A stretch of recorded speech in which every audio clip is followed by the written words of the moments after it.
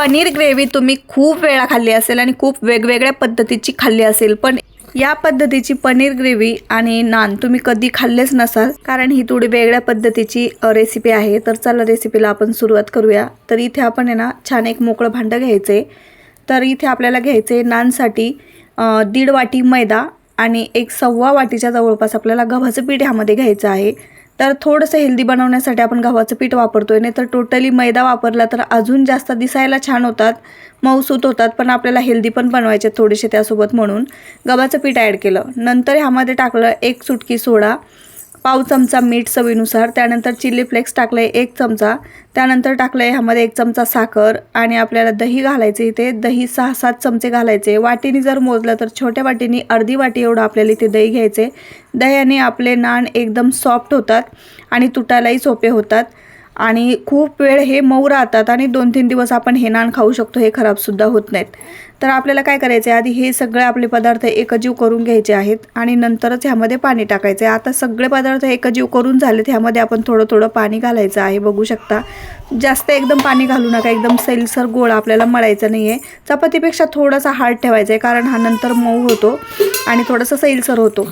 पिठाचा गोळा मळून झाल्यानंतर ह्यामध्ये अर्ध्या पळीपेक्षा थोडं जास्त मी तेल वापरले आणि तेल पूर्ण उंड्यामध्ये किंवा पूर्ण गोळ्यामध्ये ॲब्झॉर्ब होईपर्यंत किंवा जिरेपर्यंत आपल्याला असंच मस्तपैकी ह्याला मळत राहायचं आहे, म्हणजेच पिठाची मसाज करत राहायचं आहे म्हटलं तरी चालेल।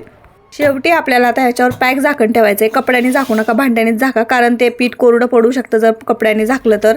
ते साईडला ठेवायचं आहे। आता एका बाउलमध्ये मी घेतले 8 ते 10 काजू आणि मिरची घेतली, तर इथे मी बेडगी मिरची नादिस्ताचे तुकडे करून घेतले, त्यातलं बी पण काढलेलं आहे। व्हिडिओ जास्त मोठा होऊ नये म्हणून हे काम मी आधीच केलं।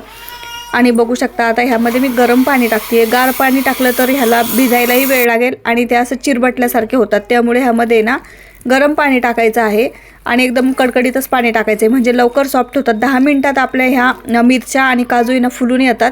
तर आता बघू शकता हे आपण साईडला ठेवायचे आणि त्यानंतर आपल्याला मसाल्याची तयारी करायची। तर मसाल्यासाठी काय आपल्याला जास्त काय वापरायचं नाही आहे, तर इथे फक्त मी ना 2 छोट्या साईजचे टोमॅटो आणि छोट्या साईजचे 2 कांदे घेतलेत।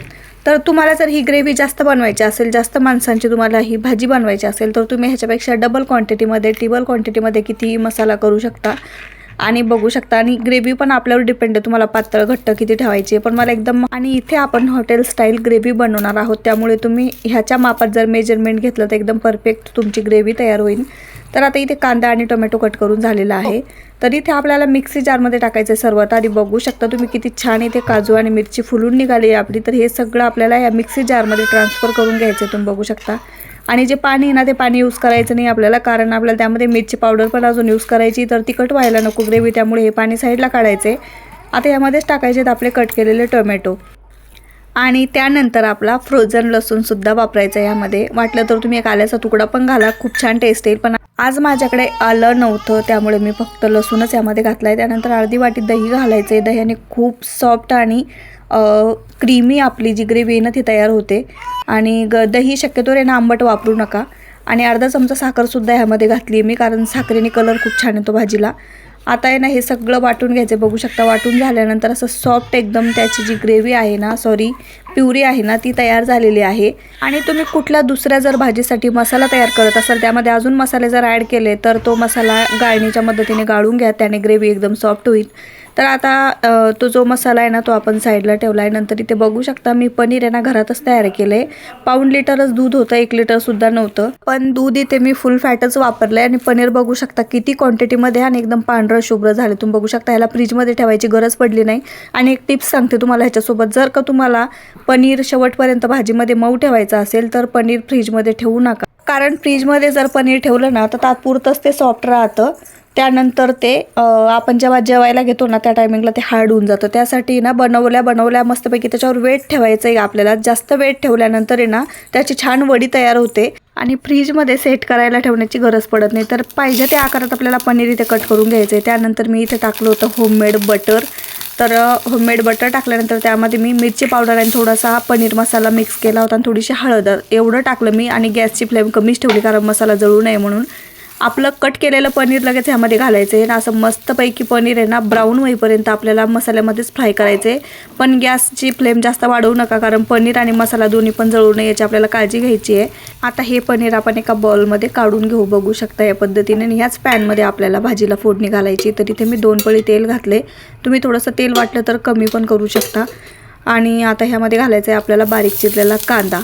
तर कांदा आपल्याला छान असा लालसर होईपर्यंत परतून घ्यायचा आहे. तर कांदा थोडासा लालसर झाला आहे तुम्ही बघू शकता, पण तो अजून थोडासा फ्राय व्हायचा बाकी. तोपर्यंत दाखवते मी तुम्हाला पनीर फ्राय करून सुद्धा किती सॉफ्ट एकदम बघू शकता. आतून पण किती एकदम असं घट्ट झालेलं नाही आहे किंवा असं निब्बार झालेलं नाही आहे बघू शकता. बघा किती एकदम असं आपला केक असतो का तसं एकदम स्पंजी झालं आहे ते. आणि बघू शकता कांदासुद्धा आता म्हणजे बऱ्यापैकी 70% आपला कांदा इथे फ्राय झाला आहे. पण आता त्यामध्ये टाकायचे आहेत आपल्याला हिरवे कच्चं मेथीचे पानं. आणि ह्यानी खूप भारी टेस्ट येते ग्रेव्हीमध्ये. फक्त मेथी घेताना जाड पानाची किंवा कडू मेथी इथे वापरू नका, बारीक पानाचीच मेथी इथे वापरा. आणि आता मेथी जशी जशी फ्राय होती ना तसा राहिलेला कांदा जो आहे ना तो सुद्धा मेथीसोबत फ्राय होतो. आता यामध्ये आपण टाकूया ड्राय मसाले, म्हणजेच हळद, लाल तिखट, पनीर मसाला, थोडासा गरम मसाला आणि धणे पावडर. तर हे आपल्या आवडीनुसार किंवा चवीनुसार घाला. मी सांगते त्या पद्धतीनं घालू नका, कारण की आपली टेस्ट असते. कुणाला तिखट कमी पाहिजे असतं, कुणाला जास्त पाहिजे असतं. मी जर तुम्हाला माझ्या पद्धतीने हे मेजरमेंट सांगितलं तुम्हाला एक तर आळणी तरी होईल, नाहीतर तिखट तरी होईल. त्यामुळे हे मसाले जे आहेत ना तुम्ही रेग्युलर भाजीमध्ये जेवढे वापरता तेवढे फक्त धने पुढे ना गच्च चमचा भरून टाका ह्यामध्ये. आता आपण जो मसाला वाटला होता हा खूप सॉफ्ट होता, त्यामुळे ह्याला काय मला गाळणीने गाळून घ्यायची वगैरे किंवा ह्यातला काय जाडजूड मसाले असतील ते काढायची गरज नाही पडली. मी डायरेक्टच तो कांद्यामध्ये आपला ट्रान्सफर केला आणि छान ह्याला पण तेल सुटेपर्यंत आपल्याला परतून घ्यायचं आहे. तर बघू शकता त्याला तेल हळूहळू सुटायला लागलं आहे आणि ऑलमोस्ट सगळा मसाला आपला परतून झाला आहे. सगळीकडनं तेल सुटलं आहे मसाल्याला, तुम्ही बघू शकता. आता आपल्याला ह्यामध्ये टाकायचे ग्रीन पीस. तर मी ते फ्रोझन ग्रीन पीस वापरले. तुम्ही फ्रेश जर ग्रीन पीस वापरलं तर थोडंसं आधी टाका, म्हणजे ते शिजून निघेल. आणि फ्रोझन ग्रीन पीस लवकर मऊ होतं त्यामुळे मी थोडंसं उशिरा टाकलं. आता हे पण आपल्याला मस्तपैकी तेल सुटेपर्यंत किंवा ह्यातलं पाणी जळेपर्यंत आपल्याला परतून घ्यायचं आहे.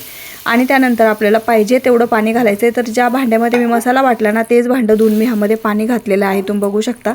आता वाटाणा थोडासा अजून मऊ व्हायचा बाकी होता, पण त्याआधी आपल्याला काय करायचं आहे ह्यामध्ये घालायचं आहे चवीनुसार मीठ. आता सगळ्यात शेवटी मीठ ह्यासाठी टाकलं कारण की ग्रेव्हीच्या अंदाजावर आपण मीठ टाकतो, त्यामुळे सगळ्यात शेवटी मीठ टाकलं. त्याला एक वेळा असं मिक्स केलं आणि झाकण ठेवून जवळपास 10 ते 12 मिनिट मी ह्याला कमी गॅसवर शिजवलं. आणि कलर टेक्स्चर तुम्ही ग्रेव्हीचं बघू शकता. आता ह्यामध्ये आपलं फ्राय केलेलं पनीर घातलं आणि बघा तुम्ही कलर टेक्स्चर आहे का हॉटेलपेक्षाही भारी. आपल्या या पनीर ग्रेव्हीला तोडणं एक वेळा नक्की ट्राय करा तुम्ही. आणि गार्निशिंगसाठी मी ह्यावर ग्रीन पीस टाकते आणि मेथी टाकल्यामुळे मी ह्यामध्ये आज कोथिंबीरचा कुठेच वापर केला नाही. भाजीमध्ये तुम्ही बघितला असेल तशीच ही भाजी एवढी टेस्टी होते, विचारूच नका. तुम्ही कोथिंबीर घातलं तर अजून चांगलं.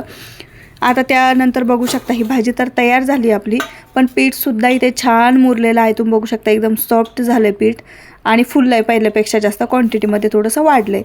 तर आता काय करायचं आपल्याला परत एकदा ह्याला मळून घ्यायचं आहे, म्हणजे आपले नान एकदम सॉफ्ट होतील. आता छोटीशी गोळी घ्यायची किंवा गोळा घ्यायचा छोटासा, असं लाटायचं आहे आणि त्याला वरती आपण तेल किंवा तूप बटर काही पण लावा, ते लावायचं आहे आतमध्ये. थोडंसं परत मी ह्यावर आहे ना पीठ भुरभुरलं आहे किंवा डस्ट केलं आहे पीठ थोडंसं या पद्धतीने, आणि त्याला असं फोल्ड करून घ्यायचं आहे आणि त्याचं तोंड बंद करून घ्यायचं आहे. तुम्ही बघू शकता ह्या पद्धतीने. आणि ह्या पद्धतीचं नान केल्यानंतर टम्म फुगतात सुद्धा, मऊसुद्धा राहतात आणि खायला पण एकदम खरपूस लागतात. तर आता मस्तपैकी बघू शकता इथे आपण आहे ना नान टाकून घेतलं आहे तव्यावरती. आणि थोडंसं ह्यावर आहे ना मी डोसे बनवले होते, तर एक डोसा शेवटी करपला, माझं लक्ष नव्हतं त्याच्याकडे, त्यामुळे तवा माझा थोडा खराब झाला आहे. आणि आता बघू शकता मस्तपैकी ना ह्याच्यावर तेल घातले मी. तर तुम्ही जर का ह्याला तूप बटर लावलं तर अजूनच चांगलं. मी तेलातच आज सगळा स्वयंपाक बनवला, फक्त तेवढं मी पनीर फ्राय करण्यासाठीच तिथे होममेड बटर वापरलं होतं.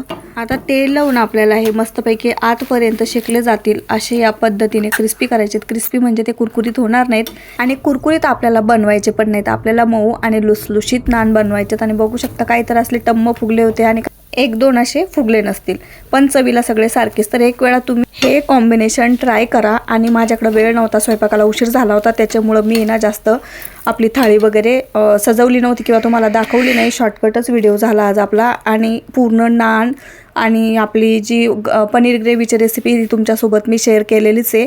तर एक वेळा नक्की ट्राय करा. बघू शकता आपला नान आहे ना अगदी पेपरसारखा फोल्ड पण होत आहे आणि ओपन पण होतो आहे. तर व्हिडिओ आवडला तर लाईक करा, शेअर करा आणि एक वेळा नक्की ट्राय करा. परत भेटूया, तोपर्यंत बाय बाय.